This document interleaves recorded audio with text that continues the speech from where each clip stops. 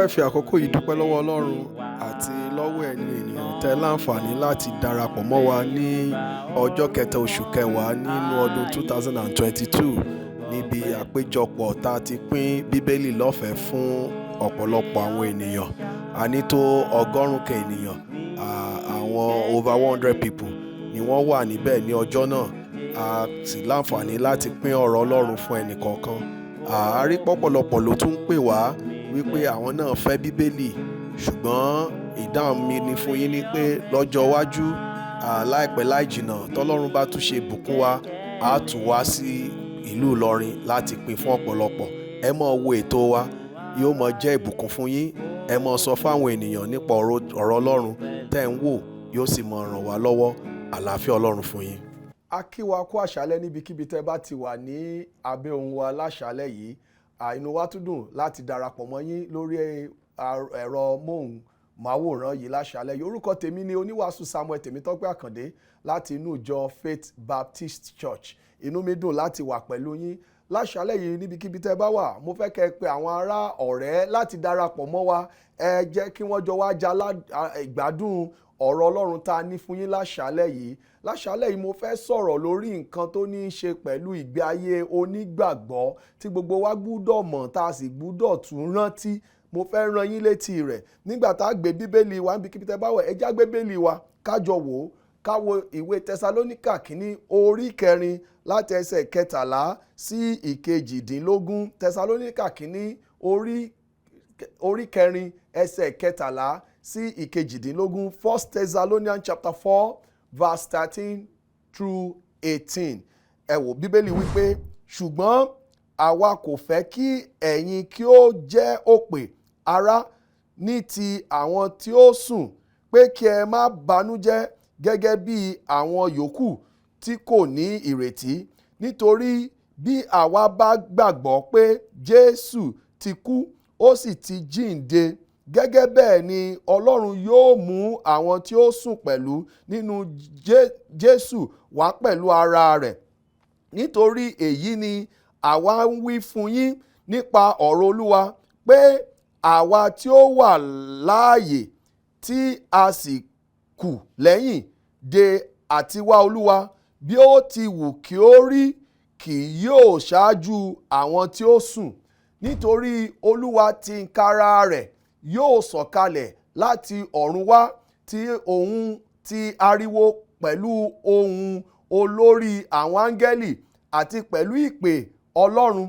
Àwọn òkú nínú Kristi ni yóò sì kọ́ jíǹde. Nígbà náà ni a ó sì gba àwa tí ó wà láàyè tí ó sì kù lẹ́yìn sókè pẹ̀lú wọn nínú àwọsánmọ̀ láti pàdé Olúwa ní ojú ọ̀run. Bẹ́ẹ̀ ni àwa ó sì máa wà títí láé lọ́dọ̀ Olúwa. Nítorí náà ẹ máa fi ọ̀rọ̀ wọ̀nyí tu ara yín nínú. Kọ́lọ́run kó bùkún kíka ọ̀rọ̀ rẹ̀ àti gbígbọ́ rẹ̀. Lónìí tá a bá wo àwùjọ wa àti ọ̀pọ̀lọpọ̀ tó ń ṣẹlẹ̀ níbẹ̀ àti táwọn èèyàn ń sọ àti tí wọ́n ń ṣe, ó fẹ́ jẹ́ in tí mo fẹ́ sọ̀rọ̀ lé lórí lálẹ́ yìí kò tiẹ̀ dàbí ẹni pé wọ́n bìkítà ń pa rẹ̀ mọ́. Lọ́pọ̀lọpọ̀ ọgbà àwọn aláìgbàgbọ́ wọ́n tiẹ̀ tún wá ń lo in tí mo fẹ́ sọ̀rọ̀ lé lórí lálẹ́ yìí, wọ́n tiẹ̀ ń lò lòdì sí onígbàgbọ́. Kí ni mo fẹ́ sọ̀rọ̀ lé lórí?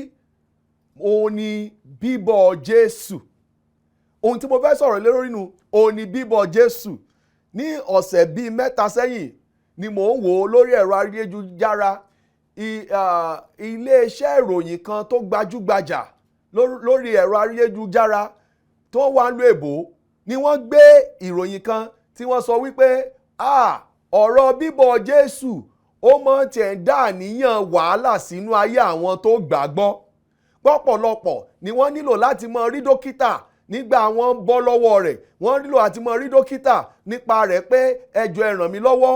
Ọ̀rọ̀ bíbọ̀ Jésù tí wọ́n ti sọ fún mi ńgbà kékeré, tí wọ́n ti sọ fún mi ńgbà mò ń dàgbà, ó ti kó bá orí mi, kò jẹ́ kí ayé mi ṣe dáadáa mọ́. Ẹ wá ràn mí lọ́wọ́. Pé ọ̀pọ̀lọpọ̀ wọn gé ìbọ́nú rẹ̀ pé torí pé mọ̀ sọ́n pa bíbọ̀ Jésù kàkà kó fọkàn ènìyàn balẹ̀, ó ń dá wàhálà sínú ayé àwọn èèyàn ni.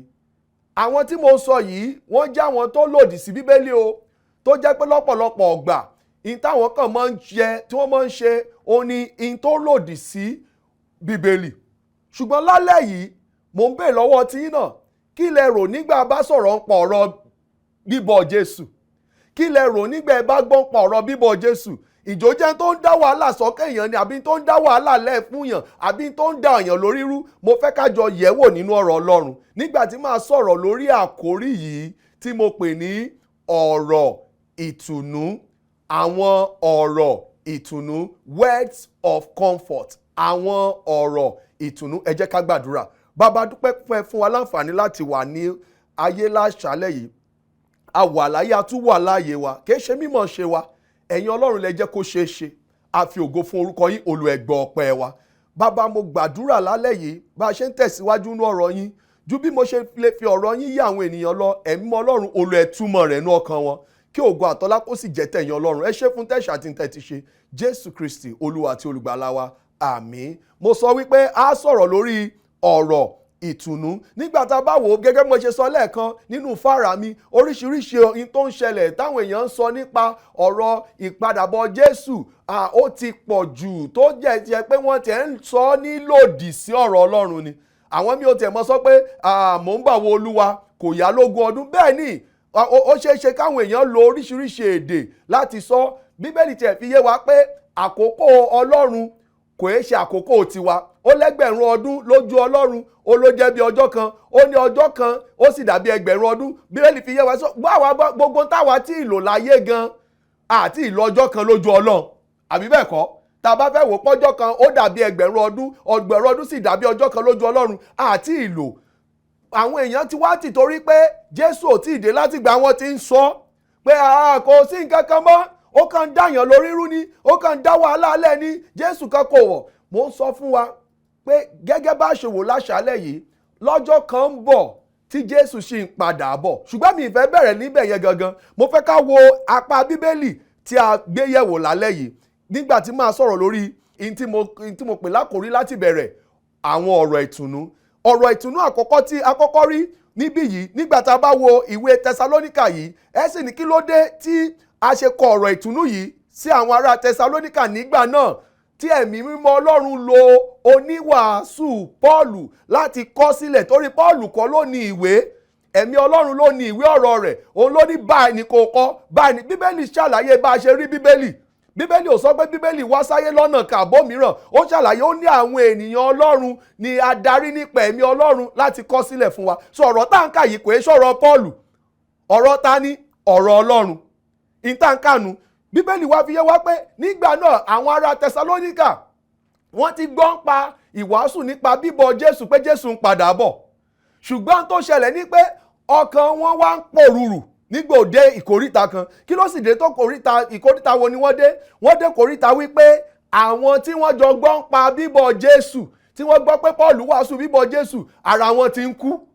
Ó wá dàbí ẹni pé tó bá jẹ́ wípé àwọn tá a jọ wàásù tá a jọ gbọ́ ń pa bíbọ̀ Jésù, ara wọn ti ń kú, ṣáwọn ti wá pàdánù ìgbàsókè nu? Ṣáwọn ò wá ní dàbí ẹni pé wọn ò ní lọ sọ́run nu? Torí pé tí wọ́n bá ti kú, wọn gbà wọn sókè, tí wọn bá gbà wọn sókè a jẹ́ pé wọn láǹfààní láti wà pẹ̀lú Jésù nù. Àbí kí ló ṣẹlẹ̀? Òun lọ́lọ́run ṣe lo oníwàásù Pọ́ọ̀lù ńgbà náà pé kọ sílẹ̀, jẹ́ kí wọ́n gbọ́ òtítọ́ tí wọ́n nílò láti mọ̀ nípa ìgbàsókè pé bí ó ṣe rí nù. Ohun àkọ́kọ́ tí mo sì fẹ́ fi hàn, tí Bíbélì fi hàn wá, ó ní òtítọ́ tí kò pamọ́ nípa àwọn tí ó kú nínú Kristi. Òtítọ́ tí kò pamọ́ nípa àwọn tó kú nínú Kristi. Kí ni òtítọ́ tí kò pamọ́? Ẹ já wo ẹsẹ̀ 13 Bíbélì sọ yìí. Bíbélì sọ fún wa pé ṣùgbọ́n àwa kò fẹ́ kí ẹ̀yin kí ó jẹ́ òpè ara ní ti àwọn tí ó sùn, pé kí ẹ má banújẹ́ gẹ́gẹ́ bí àwọn yòókù tí kò ní ìrètí. Ẹsẹ̀ 14 sọ pé nítorí bí àwa bá gbàgbọ́ pé Jésù ti kú ó sì jíǹde, gẹ́gẹ́ bẹ́ẹ̀ ni Ọlọ́run yóò mú àwọn tí ó sùn pẹ̀lú nínú Jésù wá pẹ̀lú ara rẹ̀. Ohun àkọ́kọ́ tí Bíbélì jẹ́ káwọn èèyàn mọ̀, tó jẹ́ ká mọ̀, ó ní pé àwọn tó kú nínú Jésù, òtítọ́ tó fi yé wa nípa àwọn tó kú nínú Jésù ó ní wípé wọn kàn kú lásán, pé wọ́n ti kú tí wọ́n ti gbénu wọn ti lọ. Ẹ mọ̀ pé ọ̀pọ̀lọpọ̀ gbà tẹ́ bá ń gbọ́ wọn ní ó wáyé asán, ó ti tán, àwọn èèyàn wa máa ń fi yé wa bí ìgbà pé ẹni tó bá ti kú ó ti tán fún náà nù.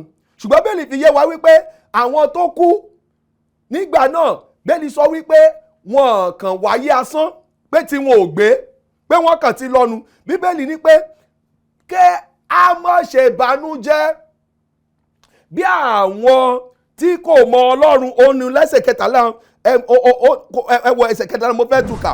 Ó ní ṣùgbọ́n àwa kò fẹ́ kí ẹ̀yin kí ó jẹ́ òpè ará ní ti àwọn tí ó sùn, pé kí ẹ má bànújẹ́ gẹ́gẹ́ bí àwọn yòókù tí kò ní ìrètí. Ẹ wo ọ̀pọ̀lọpọ̀ lónìí tó bá pàdánù olùfẹ́ wọn, wọ́n máa ń bànújẹ́. Kò burú láti bànújẹ́ o, kí n sòótọ́ kan fún wa. Pé èèyàn pàdánù olùfẹ́ rẹ̀ kò burú láti bànújẹ́, torí pé àní ríránú ẹran ara kò wúyàn. Bóyá ọ̀dọ́ ni, bóyá ọmọdé ni, bóyá àgbà ni, bó bá tiẹ̀ ti dògbó gan, kò sẹ́ni tó wù, torí pé bẹ́ẹ̀ ni yẹn ṣe ń sọ̀rọ̀ bó ṣe ń ṣe, àní lè gbọ́ra wa mọ́. Bíbélì ò ní in tó sọ́ńbì kò sọ wípé ká má ṣe bànújẹ́. Torí àwọn kan wà tó jẹ́ pé láwọn ọ̀pọ̀lọpọ̀ àlùfáà tó bá dé ẹ má sunkún mọ́, ẹgbẹ́nu sáré. Àwọn ọkùnrin ló máa ń ṣẹ̀sí lọ́dọ̀ jù. Wọ́n ti gbàgbọ́ pé tẹ́ nǹkan ọ̀fọ̀ bá ṣẹlẹ̀ àbí ikú ṣẹlẹ̀ kí wọ́n àpá gbogbo èèyàn lẹ́nu mọ́ ni. Ẹ sunkún mọ́, ẹ dákẹ́, ariwo yìí ti pọ̀ jù. Ṣé mọ̀ pé ńgbà míì tẹ́lómi bá pàdánù olólùfẹ́ rẹ̀ tó ẹ bá jẹ́ ó sunkún, àwọn òyìnbó máa ń jẹ́ ká mọ̀ pé ẹkún gan fúnra rẹ̀ ìwòsàn ni. That crying itself, to cry out is therapeutic. Pé ó sunkún gan jáde, ó tún ní nǹkan kan tó ṣe, torí pé gbogbo àwọn tí ò bá mọ gbé sọ́kàn, tí ò bá mọ lọ dárò, ó ti sún jáde. Láwọn ọ̀pọ̀lọpọ̀ gbà míì gbà wọ́n bá dé koríta míì tí wọ́n bá wò pé bóyá ẹnìkan pàdánù olólùfẹ́ rẹ̀, ayé rẹ̀ ò wá ṣe dáadáa, ó ṣàǹdù. Ìtí àwọn tí wọ́n mọ onímọ̀ṣègùn tí wọ́n bá ń gbà wọ́n níyànjú, wọ́n máa ń fẹ́ kó dé koríta pé yóò sunkún. Pé torí ìgbà tó bá sunkún ni ó tó jẹ́ kí gbogbo àwọn in tó dì sọ́kàn tó dì sórí kó tó jáde. Bíbélì náà lòdì sí pé ká sunkún, ṣùgbọ́n ní ká má ṣe bànújẹ́ bí ẹni tí kò ní kíni ìrètí. Ìyẹn túmọ̀ sí wípé bá a bá bànújẹ́, a gbọ́dọ̀ tún mọ̀ pé ayé ìkọ́ ló mọ̀, pé kò parí síbí, pé a sì tún ní ibi tó tún sàn ju bí yìí lọ. Bíbélì ò sọ pé ẹ má ṣe bànújẹ́, ó ní ṣùgbọ́n pé kí ẹ má bànújẹ́ gẹ́gẹ́ bí àwọn yòókù. Àwọn kan wà tó jẹ́ pé nígbà táwọn bá bànújẹ́, wọn ní nǹkan kan tí wọ́n fẹ́ ṣe, wọn ní rètí. Bíbélì ní mi ní ẹ má bànújẹ́ o, torí ẹ̀ ní ríránú ẹran ara. Ará pẹ̀lú olùgbàlà wa gan nígbà tá a sọ̀rọ̀ pa Lásárù. Àrígbà wọn débi òkú Lásárù tí Olúwa wa mọ̀ wípé àwọn ò tún jí Lásárù jìde, wọ́n wo gbogbo àwọn ènìyàn bí wọ́n ṣe ń sunkún, nítorí pé Olúwa wa jẹ́ Ọlọ́run nínú ènìyàn, ó ní ìmọ̀lára wa, ó náà sunkún. Jesus wept, ó sunkún, ó jẹ́ ká mọ̀ pé mo ní ìmọ̀lára bí ẹ ṣe ní ìmọ̀lára.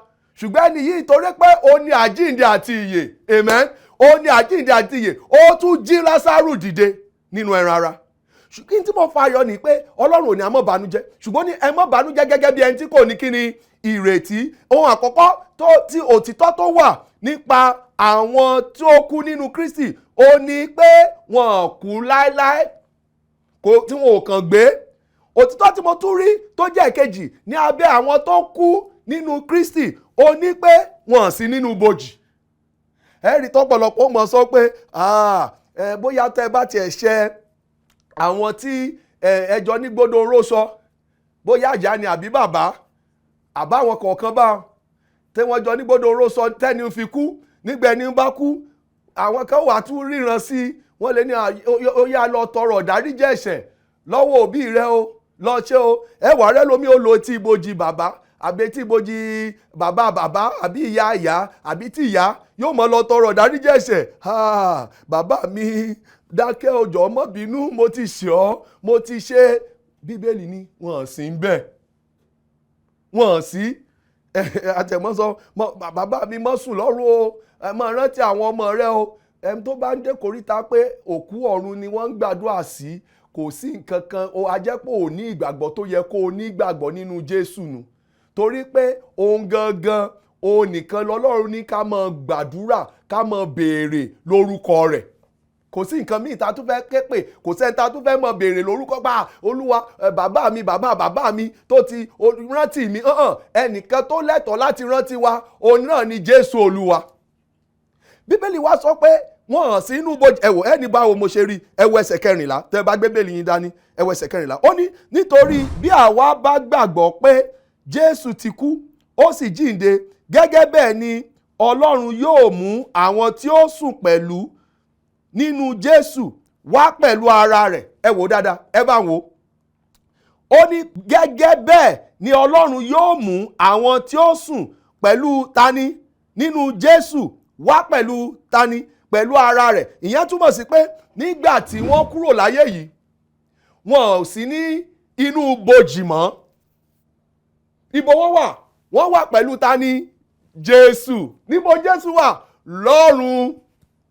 Bíbélì ni yóò mú wọn pẹ̀lú rẹ̀ wá.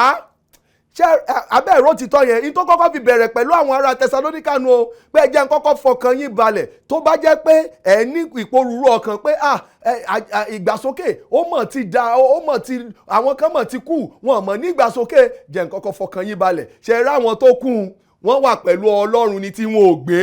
Ẹ̀kejì, wọn sínú bojì. Bí wọ́n bá wà lára àwọn tó máa ń lọ bojì pé ó yẹ jọ̀ọ́ bàbá mi, rántí mi lọ́run, mọ́ gbàgbé mi, ẹ̀mí kẹ́mi ló ń bá sọ̀rọ̀, ẹ̀mí òkùnkùn ló ń bá sọ̀rọ̀. Ẹ gbọ́ lónìí tí wọ́n ní pé àwọn èèyàn ń lo orí èèyàn, lo léegun èèyàn, lo kinní kan. Ẹ jẹ́ ń sọ fún yín, nígbà tó bá ní í ṣe pẹ̀lú onígbàgbọ́, bí wọ́n lo eegun onígbàgbọ́ kò lè ṣiṣẹ́. Bó sì ṣiṣẹ́, eegun ẹ̀mí èṣù ló ń gbé wọ̀ yẹn. Toró nígbàgbọ́ gangan ò sí ń bẹ̀ mọ́, kò sí inú bojì mọ́. Ibo ló wà? Ọ̀dọ̀ Ọlọ́run. Òtítọ́ tó wà bẹ́nu, òtítọ́ àkọ́kọ́ ó ní wípé tí wọn ò gbé, tó bá wà nù Kristi, tí wọ́n kú nù Kristi. Òtítọ́ èkejì ni pé wọn kàn sùn sínú bojì. Lóòótọ́ Bíbélì sọ pé àwọn tó sùn, torí Bíbélì ò sọ nípa onígbàgbọ́ gẹ́gẹ́ bí ẹni tó kú, ó sọ̀rọ̀ nípa pé wọ́n sùn ni, wọ́n wà láàyè. Bẹ́ẹ̀ni wá ní àwọn ni Ọlọ́run ó mú wá, ni Jésù ó mú wá pẹ̀lú rẹ̀. Ìyẹn túmọ̀ sí pé nígbà tí wọ́n bá kó láyé yìí, ibo ni wọ́n lọ sinmi lọ́dọ̀ Ọlọ́run. Òtítọ́ tó wà ńbẹ̀ nù. Nígbà ṣé yẹn ò tùyàn nínú ẹjọ́? Ṣé ìyẹn sọ̀rọ̀ tùnú? Ọ̀rọ̀ tùnú àkọ́kọ́ nu rí pé àwọn òtítọ́ yìí wà pẹ̀lú àwọn tó kú nínú Kristi. Wípé tó bá tiẹ̀ pàdánù èèyàn láyé yìí kò tán ó, wọn kàn kú ó, wọ́n ní ìsinmi. Wọn kàn wà nú bójú ó, wọ́n ní ìsinmi pẹ̀lú Ọlọ́run, wọ́n wà ń bi ayọ̀. Orin tá a máa ń kọ níbi òkú nígbà lọ́pọ̀lọpọ̀ gbà.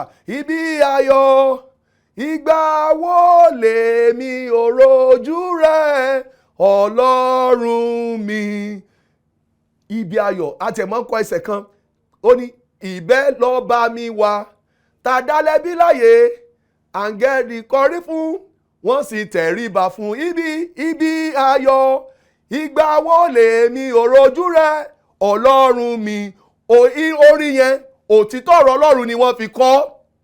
Ìyẹn túmọ̀ sí pé nígbà tí olólùfẹ́ èèyàn bá kúrò láyé yìí, kìí ṣe pé ó wà nù bojì, kìí ṣe pé tiẹ̀ gbé. Òtítọ́ ni wípé ó wà láàyè pẹ̀lú Ọlọ́run. Ìyẹn lè kó fọkàn wa balẹ̀ o. Bóyá wà lẹ́nìkan tí ó ti jẹ́ pé ó ti kúrò láyé yìí, tó jẹ́ pé a ti sunkúnsunkún, tá a ti wò pé bó ṣe jìyà tó kò wá gbádùn, kò ṣe, lóòótọ́ lè ti kúrò nù ayé yìí ṣùgbọ́n kò gbé. Tó bá ní Kristi, ó ní ìsinmi. Ó la fi ń rọ̀ wá pé káwa náà ká ní ìdálójú nípa lílọ sọ́run. Táwa náà bá ní ìdálójú nípa lílọ sọ́run, ìyẹn túmọ̀ sí pé tá a bá kúrò láyé yìí, tá a gba Jésù gẹ́gẹ́ bí olùgbàlà wa, àwa náà wà ń bi ayọ̀. A sì ń bojì, a sì nínú òkú tí wọn ò gbé. A wà pẹ̀lú Jésù Kristi. Nígbà tí àkókò ìgbàsókè bá sì wá, Bíbélì sọ pé a tún tẹ̀lé wa ni láti wá ṣe ìgbàsókè pẹ̀lú àwọn tó wà láàyè. Jọ̀ọ́ lálẹ́ yìí mo fẹ́ rọ̀ wá.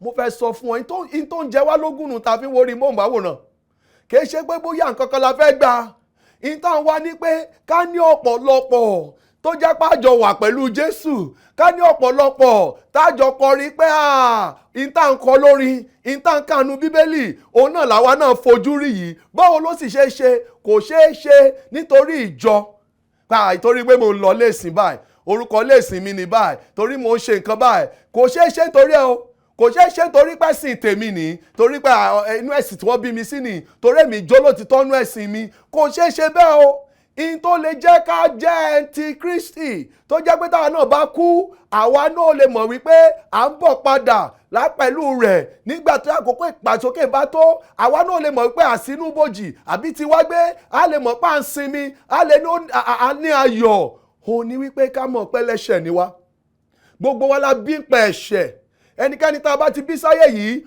ó ti jogún ẹran ara ẹ̀ṣẹ̀ bẹ́ẹ̀ ni bẹ́ẹ̀ sọ pé ẹlẹ́ṣẹ̀ ni gbogbo wa a bí wa pẹ̀lú rẹ̀ ni gbogbo wa kò sẹ́ni tí ó wá lè sọ pé òun àfẹ́ tí wọ́n bá bí ń pasẹ̀ ìbálòpọ̀ ọkùnrin àtobìnrin ló kù ohun èkejì tọ́lọ́run fẹ́ ká mọ̀ ní wípé èrè ẹ̀ṣẹ̀ wá jọ̀run àpáàdì Bíbélì sọ pé nítorí ikú ni èrè ẹ̀ṣẹ̀ wá jọ̀run àpáàdì gbogbo wa ni ikú yẹn tọ́ sí ikú tó ń sọ yìí kìí ṣe ń pa kú ara ṣùgbọ́n ń sọ nípa ikú ẹ̀mí torí ikú túmọ̀ sí ìyapa pé yóò kúrò lọ́dọ̀ Ọlọ́run nígbà tá a bá kú láyé ìtàn á yapa kúrò lọ́dọ̀ Ọlọ́run ìgbà tó yẹ kó wà níbi ayọ̀ yóò wà níbi inú ẹkún ìpanikeke ìyapa ni ó túmọ̀ sí ikú tó ń sọ inú ṣùgbọ́n ẹ wá mọ̀ pé Ọlọ́run ò fi wá sílẹ̀ pé ẹ máa wọ́nà fúnra yín torí ta máa ń rẹ̀ nìyẹn mo máa ń sọ eléyìí gbogbo ìgbà ìta máa ń rò ní pé ìgbà tí a jẹ́ ẹlẹ́ṣẹ̀ Ọlọ́run wá fi wálẹ̀ ó yá ẹ mọ wọ́nà kẹ mọ padà ìtẹ́ bá ń ṣe ni màá mọ̀ bóyá ìwà sọ́dọ̀ mi Ọlọ́run ó jẹ́ ẹni ibi bá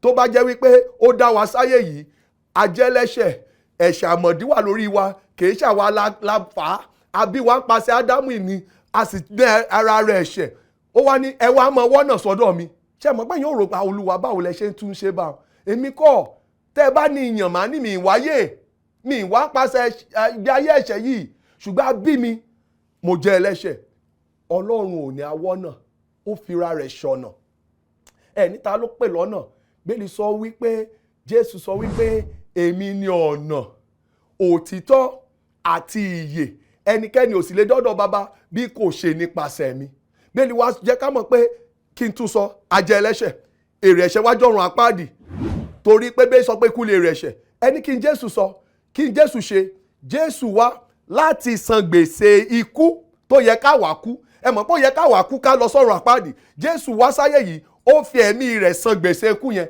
ẹnìkan béèrè lọ́wọ́ mi nígbà tá a ṣe ìpàdé Bíbélì tá a fi fún àwọn ènìyàn ní Bíbélì ọ̀fẹ́ ó ní nígbà tá a ní Jésù ru ẹ̀ṣẹ̀ aráyé kí ló dé tí Jésù wá láǹfààní àti lọ sọ́run mo nítorí pé Jésù ẹ̀ṣẹ̀ ẹlẹ́ṣẹ̀ ó jẹ́ ènìyàn Ọlọ́run nínú ènìyàn ó nìkan la bí tí ò lẹ́ṣẹ̀ òun ló ṣe lágbára láti lè san gbèsè ẹ̀ṣẹ̀ torí ẹjá wo tá a bá lò nítorí ìwo tá adájọ́ tí tá a bá wò nítorí ìwo ti agbẹjọ́rò tágbẹjọ́rò bá jẹ́ ọ̀daràn kò lè dúró wájú adájọ́ kó sọ wípé mo fẹ́ gbẹni yìí là àbí bẹ́ẹ̀ kọ́ kò ṣeé ṣe ṣùgbọ́n Jésù ó jẹ́ ẹni tí ò lẹ́ṣẹ̀ òun ló ṣe san gbèsè ẹ̀ṣẹ̀ wa káwa ká lè ní ìyà nípẹ̀kun ó ru ẹ̀ṣẹ̀ wa ó sì san gbèsè rẹ̀ ó sì mú in tí Ọlọ́run fẹ́ láti mú ṣẹ pé ikú ni èrè ẹ̀ṣẹ̀ Jésù san gbèsè ẹ̀ṣẹ̀ yẹn ó wá sọ pé ẹnikẹ́ni tí ó bá gbà mí gbọ́ kí ó má bàa ṣègbé ṣùgbọ́n yóò ní ìyà nípẹ̀kun ìyẹn túmọ̀ sí pé ìyà nípẹ̀kun túmọ̀ sí pé títí láé ó wá sọ fún wa pé tá a bá gbà á gbọ́ àwa náà ní ìyà nípẹ̀kun a sì lè mọ̀ wípé bá a bá kúrò láyé yìí ibo là ń lọ ọ̀dọ̀ Ọlọ́run ṣe rí bó ti wù káyé dùn tó ọjọ́ kan á kú bá a wà ń lo èbó á kú bá a wà láfíríkà á kú bá a wà ní Amẹ́ríkà á kú bá a wà ní Europe á kú kò síbi láyé yìí táwọn èèyàn ò ti máa kú kò sí síbi láyé yìí táwọn èèyàn ò ti jìyà àbí wọn ní ìdojúkọ ṣùgbọ́n tí bẹ́ẹ̀ fi yé wa ní pé a lè ní ìsinmi nínú ọkàn wa wípé ìgbàkúgbà tá a bá tiẹ̀ kú à ń lọ sọ́dọ̀ Jésù Kristi à ń lọ sinmi ni à ń lọ bí ayọ̀ torí pé bá a bá wà láàyè ayọ̀ ni bá a bá kú ayọ̀ ni ṣẹ́yìn èso ọ̀rọ̀ tùnú ọ̀rọ̀ tùnú ni kí ló wá dé tó ní ṣèpinnu pa ìgbàlà rẹ nu Jésù tí wọ́n bá ti gbọ́ òtítọ́ mẹ́ta tí mo fi hàn yìí nípa lílọ sọ́run kí ló dé tó tẹríba kó sọ wípé Jésù Olúwa dáríjì mi èmi ẹlẹ́ṣẹ̀, kó gbọ́kàn mi là, mo gbọ́ gẹ́gẹ́ bí olùgbàlà mi lónìí, sọ mí dọmọ rẹ. O ṣé Jésù Kristi tó kún torí tèmi, ní orúkọ Jésù ni mo gbàdúrà, àmín. Tó bá jẹ́ pé o ti ṣèpinnu yẹn tó sì fẹ́ ká mọ̀, o lè pè wá sí orí nọ́mbà wa, kó pè wá sí 0816-208-1344 0816-208-1344 tàbí WhatsApp nọ́mbà wa. Nọ́mbà àkọ́kọ́ yẹn náà ẹ lè ṣe WhatsApp sí. Nọ́mbà kejì WhatsApp nìkan ni, kò ṣeé pè. 0708-242-8527 0708-242-8527 tàbí Glo nọ́mbà wa 0705-530-7492 0705-530-7492. Inú wo dùn láti gbọ́ lọ́dọ̀ yín. Tẹ́ bá jẹ́ pé ẹ ní ìbéèrè kankan àbẹ́ nílò ìmọ̀ràn lórí ọ̀rọ̀ Ọlọ́run àbí fún nǹkan kan, inú wo dùn láti lè jẹ́ ìrànwọ́ fún yín. Ọlọ́run yóò ràn yín lọ́wọ́. Orúkọ tèmi náà lẹ́ẹ̀kan sí òní oníwàásù Samuel Tèmítọ́pẹ́ Akande. Àlàáfíà fún yín. Adùn nílé tiwa gbọ̀ngàn rẹ̀ yóò gba orúkọ ayé ògbọ́ pẹ̀lú oore ọ̀fẹ́ ṣá ní gbẹ́kẹ̀lé mi.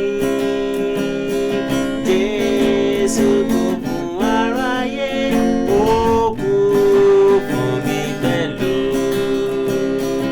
Oore ọ̀fẹ́ ṣá.